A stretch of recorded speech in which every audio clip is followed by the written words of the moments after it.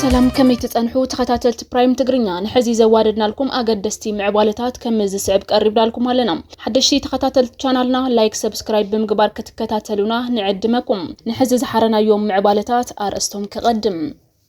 بريزيدنت جيزاو ممحدار تግራይ ሌተናል ጀነራል ታደሰ ወረደ ምስ ህዝብን መምሕዳርን ከተማ አለማጣን ምዝታይ ሎምንጎ ከተማ አለማጣ አትዮም መከላኸያ ሰራዊት ብዘይ ድምጽታት ጥይት ካብ ለአለማጣ ምን ሰሓቡ ሲዒቡ ንፈለም አዋን ነባር ህዝቢ አለማጣ ናብ አደባባይ ብምውጻ ምስ መራሕቲ ትግራይ ተዛትዩ ነበርቲ እታ ከተማ ኣብ ጉዳይ ለአላውነት ትግራይ አገራሚ መደረ አስሚዕም ኣለው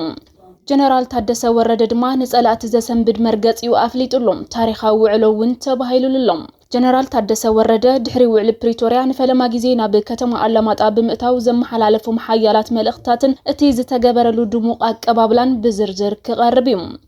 አዛዚ ፖሊስ ሓዊሱ ለዓልዎት ሓለፍቲ ተቐንጺሎም ኣብ ክልል ኣምሓራ ካብ ዝኾነ እዋን ላዕሊ ሓያል ዝተባሃለ ኩናት ይካየደሎም ነቲ ስርሒታትን ዓወትን ፋኖ ምላሽ ዝሃበ ሰራዊት ምክልኻል ኢትዮጵያ ተወሳኺ ሓይሊ ከኣቱ ኣዚዝሎም ንባንዳን ተላኣኽን ኢድና ኣይንህብን ብምባል ጽዋዕ ሃፀይ ቴድሮስ ተቐቢሎም ክብል ነቲ ሞት እቶም ሓለፍቲ ዘርድእ ምምሕዳር ዘዋደው ጎንደር ነቲ ኩናት ዘፍርሕ ክብል ገሊጽወሎም ኣብ ክልል ኣምሓራ ዘዋደው ጎንደር ብዕጡቋት ሓይልታት ፋኖ ብዝተፈጸመ ዝተዋደደ መጥቃዕቲ ለዓልዎት ኣመሓደርቲ ወረዳታትን ሓለፍቲ ጸጥታን ሓዊሱ ብውሕዱ 5 ለዓልዎት ሓለፍቲ መንግስቲ ዝተቐተልሉ ዓውታት ፋኖ ዝምልከት ጸብጻብ ብዝርዝር ክቐርብ እዩ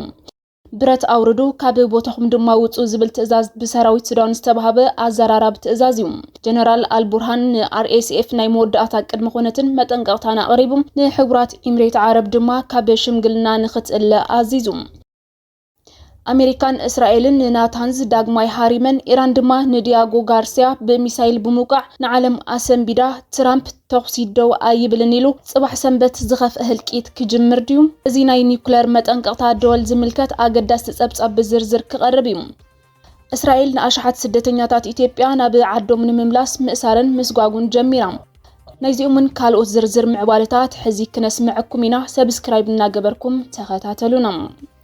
ፕሬዚዳንት ጊዜያዊ ምምሕዳር ትግራይ ሌተናል ጀነራል ታደሰ ወረደ ምስ ህዝብን ምምሕዳርን ከተማ አለማጣ ንምዝታይ ሎምንጎ ከተማ አለማጣ አትዮም መከላኸያ ሰራዊት ብዘይ ድምጽታት ጥይት ካብ አለማጣ ምን ሰሓቡ ሲዒቡ ንፈለም አዋን ነባሪ ህዝብ አለማጣ ናብ አደባባይ ብምውጻእ ምስ መራሕቲ ትግራይ ተዛትዩሎም ነበርቲ እታ ከተማ ኣብ ጉዳይ ለአላውነት ትግራይ አገራሚ መደረ ድማ አስሚዖም ኣሎም ጀነራል ታደሰ ወረደ ድማ ንጸላእቲ ዘሰንብድ መርገጽዩ አፍሊጡሎም ታሪኻዊ ውዕሎውን ተባሂሉሎም ሌተናል ጀነራል ታደሰ ወረደ ውዕል ፕሪቶሪያ ንፈለማ ጊዜ ምስ ህዝቢ አለማጣት ተራኺቡ ኣብ ጉዳይ ለአላውነት ዘይናወጽ አቋም አንጸባሪቁ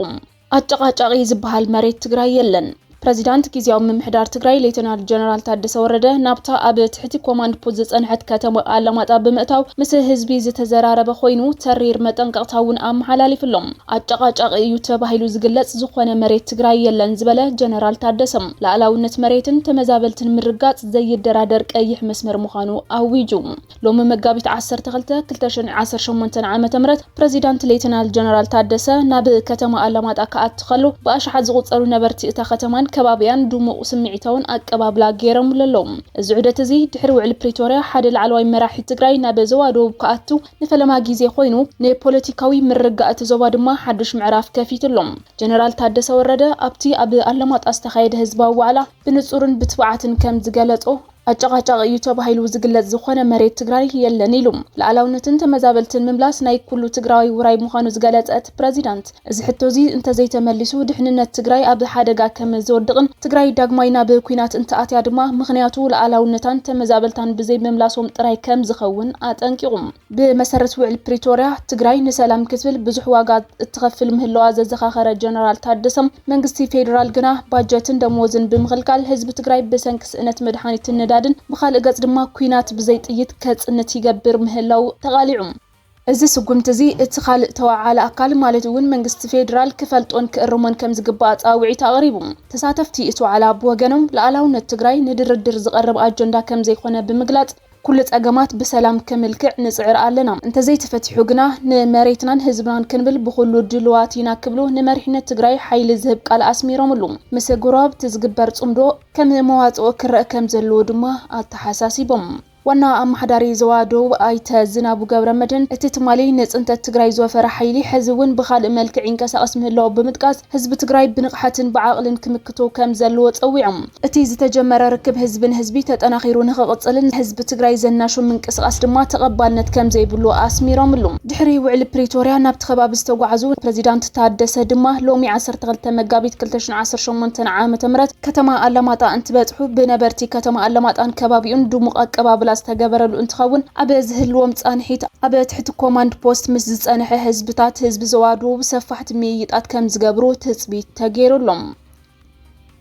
ላዕለዋይ ሓላፊ ተቐንጺሉ ኣብ ክልል ኣምሓራ ዞባ ደቡብ ጎንደር ብዕጡዋት ሓይልታት ፋኖ ብዝተፈጸመ ዝተዋደደ መጥቃዕቲ ላዕለዎት ኣመሓደርቲ ወረዳታትን ሓለፍቲ ጸጥታን ሓዊሱ ብውሕዱ 5 ላዕለዎት ሓለፍቲ መንግስቲ ከም ዝተቐተሉ ምምሕዳር እቲ ዞባ ኣፍሊጡ እቲ መጥቃዕቲ ዝተፈጸመሉ ዝሓለፈ ረቡዕ 9 መጋቢት 2018 ዓመተ ምህረት ኮይኑ ዕላምኡ ድማ ኣብ ከተማታት ንፋስ መውጫን ሓሙሲትን ከምኡውን ኣብ ወረዳታት ላይ ጋይንት ወገዳን ደራን ዝርከቡ ናይ መንግስቲ ሓለፍቲ ስራሕን መዋቕር ጸጥታ ምንባሩ ተገሊጹ بمسارات منشطات BBC اتمتقعت استفጸመ ሰራዊት ምክልኻል ካብቲ ከባቢ ወፂኡ ኣብ ዝነበረሉ እዋን እዩ ዛጊድ ብሞት ተፈልዮም ተባሂሎም ሽሞም ዝተጠቐሰ ላዕለዎት ሓለፍቲ እዞም ዝስዕቡ እዮም ኣይተ እስቲበል ጓዴ ዋና ኣመሓዳሪ ወረዳ ደራ ኣይተ ፈንተሆን ድረስ ሓላፊ ቤት ጽሕፈት ሰልፊ ብልጽግና ወረዳ ደራ አዛዚ ፖሊስ ወረዳ ደራ ዋና አማሓዳሪ ወረዳ ስማዳ ከንቲባ ከተማ ሓሙሲት ምዃኖም ተፈሊጥሎም ምምሕዳር ዞባ ደቡብ ጎንደር ኣብ ዘውጦ መግለጺ እዞም ሓለፍቲ እዚኣቶም ንባንዳን ተላኣኸን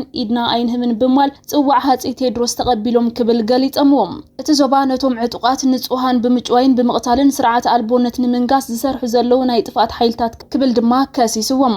ምንቅስቃስ ፋኖ ኣምሓራ ኣብ ዘውጦ መግለጺ በኣንጻሩ ኣብ ከተማታት ንፋስ መውጫ ክምር ድንጋይ ጋሳኝን ሓሙሲትን ብዝገበሮም መጥቃዕቲ ብርክ ዝበሉ ሓይልታት ጸጥታ መንግስቲ ከም ዝቐተለን ከም ዝማረኸን ከምኡውን ከቢድን ፎኪስን ኣጽዋር መኻይንን ከም ዝማረኸ ኣፍሊጡ ድሕሪት መጥቃዕቲ ሰራዊት ምክልኻል ዳግም ናብ ገለ ከባብታት ደቡብ ጎንደር ክዋፈር ከም ዝጀመረ ተሓቢሩሎም ብሰንኪ እቲ ስግኣት ድማ ናይ ዝተፈላለዩ ወረዳታት ኣመሓደርቲ ኣብ ዝሕዝ እዋን ኣብ ዋና ከተማ እቲ ዞባ ዝኾነት ደብረ ታቦር ተዓቂቦም ከም ዝርከቡ BBC ጸብጺቡም ብረት አውርዱ ካብ ቦታኹም ድማ ውጹ ጀነራል አልቡርሃን RSF ዘሰንብድ ናይ መወዳእታ ቅድመ ኾነት ኣቕሪቡ ንሕቡራት ኤምሬት ዓረብ ድማ ካብ ሽምግልና ንኽትእለ ኣዚዙ መራሒ ሰራዊት ሱዳን ሌተናል ጀነራል ዓብደል ፈታሕ አልቡርሃን ምስ ተቓናቃኒኡ ሓይልታት ቅልጡፍ ደገፍ RSF ሰላም ንምውራድ ዘይሕከኹ ተሪር ቅድመ ኾነታት ኣስፊሩ ጀነራል አልቡርሃን ኣብ ዘመሓላለፎ ናይ ኢድ አልፈጥር በዓል መልእኽቲ RSF ገበን ኩናትን ጆኖሳይድን ዝፈጸመ ጉጅለ ምዃኑ ብምግላጽ ዝኾነ ዓይነት ዘተ ቅድሚ ምጅማሩ እቲ ዕጡቕ ሓይሊ ካብ ዝሓዞም ቦታታት ክወጽእን ዕጥቂ ክፈትሕን ከም ዘለዎ ኣጠንቂቑ ኣብ ሱዳን ቦታ የብልኩምን ሌተናል ጀነራል አልቡርሃን ንህዝቢ ሱዳን ኣብ ዝሃቦ ቃል ምምሕዳሩን ሓቀኛ ናይ ሰላም ጻውዒት ድሉ ምዃኑ እኳ እንተገለጸም እቲ ዘተ ግና ነቲ ቀንዲ መንቀል ጸገም ሱዳን ዝፈትሕ ክኸውን ከም ዘለዎ ኣስሚሩሉ አልቡርሃን ብንጹር ከም ዝገለጾም ዝኾነ ዓይነት ናይ ሽምግልና ጻዕሪ ነቲ RSF ኣብ መጻኢ ፖለቲካን ወታደራዊ ጉዳያትን ሱዳን ዝኾነ ዓይነት ተራ ንኸይህልዎ ዝእግድ ናይ ቀደም ናይ መንግስቲ ትልምታት ከጠቓልል ኣሎም ኣብቲ ዘባው ፖለቲካ ዘነዋውጽ ካልእ ምዕባለ ድማ አልቡርሃን ነቲ ብኣሜሪካ ግብጺ ስዑድ ዓረብያን ሕቡራት ዓረብ ኤምሬትን ዝቆመ ናይ 4 ሃገራት ሽምግልና ከም ዘይቕበሉ ኣፍሊጡ ብፍላይ ድማ ሕቡራት ዓረብ ኤምሬት ካብቲ መስርሕ ሽምግልና ሙሉእ ብሙሉእ ንኽትእለ ጸዊዑ እዚ ስጉምቲ እዚ ኣብ መንጎ ካርቱምን ኣቡዳቢን ዘሎ ዝምድና ናብ ዝኸፍአ ጸድፊ ወርድ ምህላው ዘርኢ ምዕባለ እዩ ጀነራል አልቡርሃን ዝኾነ ዓይነት ስምምዕ ተኹሲ ደው ምባል ቅድሚ ምፍራሙ RSF ካብ ኩሎም ሕዚ ተቆጻጺርዎም ዘሎ ዞባታት ክወጽን ተዋጋኣቱ ድማ ዕጥቆም ከውርዱን ከም ግዴታ ኣስፊርዎሎም እቲ ዝካየድ ናይ ሰላም ዘተ ኣብ ደውታ ኩናት ጥራሕ ክድረት ከም ዘይብሉ ዝገለጸ አልቡርሃን እቲ ዘተ ኣብ መላእ ፖለቲካዊ ጉዳያት ሱዳን ዘተኮረን ብንጹር ናይ ግዜ ገደብ ዝተሓጽረን ክኸውን ከም ዘሎ ኣተሓሳሲቡ እስራኤል ንኣሽሓት ስደተኛታት ኢትዮጵያ ናብ ዓዶም ንምምላስ ምእሳርን ምስጓጉን ጀሚራ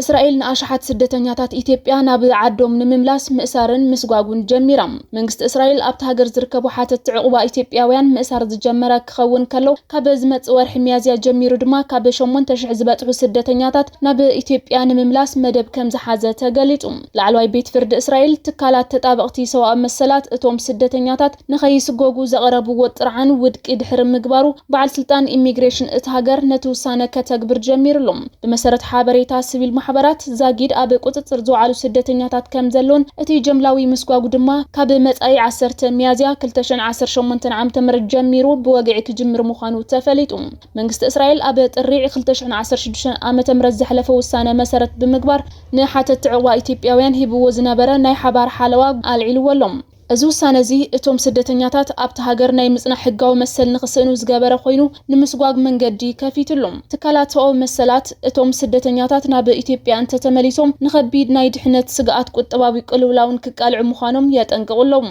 ብፍላይ ኣብ ሰሜናዊ ክፋል እቲ ሃገር ዘሎ እዋናዊ ኩነታት ኣተኣማማኒ ኣብ ዘይኮነሉ እዋን እዚ ስጉምቲ እዚ ናብ ዞባ ውግእ ምምላስ ብዝብል ይውቀስሎም በዓል ስልጣን ኢሚግሬሽን እስራኤል ብወገኑ ሚኒስትሪ ጉዳያት ወጻኢ ብዘካየዶ መጽናዕቲ ኣብ ኢትዮጵያ ዘሎ ኩነታት ስደተኛታት ንምምላስ ኣተኣማማኒ ምዃኑ ኣረጋጊጸለኹ ይብል እስራኤል ቅድሚ ሕዚ ካብ ኤርትራን ሱዳንን ዝመጹ ስደተኛታት ንምምላስ ተመሳሳሊ ጻዕሪ ጌራ ብሰንኪ ዘጋጠመ ሓያል ተቃውሞን ብእገዳን ቤት ፍርድን ደው ከም ዝበለ ይዝከር እዩ ሕዚ ግና እቲ ውሳነ ኣብ ልዕሊ ኢትዮጵያውያን ብቤት ፍርዲ ስለ ዝጸደቐ ናብ ተግባር ተሰጋጊሩሎም